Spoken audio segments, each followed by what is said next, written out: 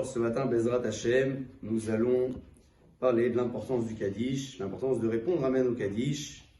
Une fois que la halakha a établi l'exigence d'avoir 10 personnes dans la salle pour pouvoir dire Kaddish, Kedusha et Barechu, parlons à présent de la force du Amen Yesheme Rabba ou du Amen tout court que l'on répond lorsqu'on entend un Kaddish. C'est marqué dans la halakha comme cela. Toute personne qui répond Amen avec Kavana, Korin Logzar Dino Shel Shivim Shana. C'est une phrase que la Gemara rapporte, la halakha développe.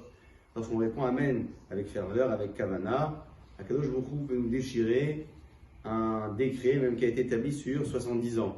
Quel est le sens de Bechol Kocho? Que veut dire de toutes ces forces? Toutes ces forces, ça veut dire qu'il faut le dire à haute voix.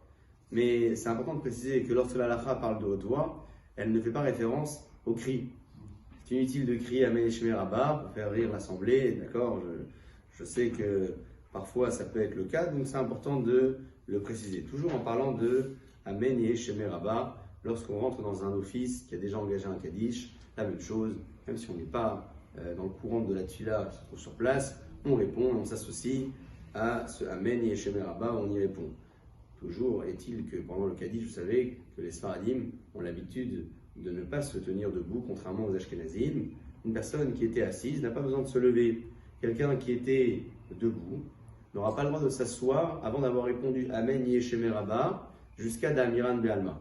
Une fois que le Amen Yesheme Rabba a été répondu jusqu'à terme, à ce moment-là, on aura le droit de s'asseoir. Le Amen, quant à lui, faire attention à le prononcer correctement et le dire de façon structurée, c'est-à-dire qu'il ne faut pas répondre le Amen trop long ni trop court, de telle sorte à ce que le Amen soit répondu tous ensemble, donc dans l'assemblée, pas qu'il y ait un Amen et un qui le chante un peu plus et un qui le chante un peu moins. Tout d'abord parce qu'on s'y perd. À part ça, le Shever Tzibour également peut s'y perdre parce qu'il doit attendre certains fidèles qui répondent le Amen trop longuement. Donc en prenant en considération cette importance d'être synchronisé dans l'Amen Yesheme Rabba, on y fera beaucoup plus attention. Bezrat Hashem, Brouchim Tihou.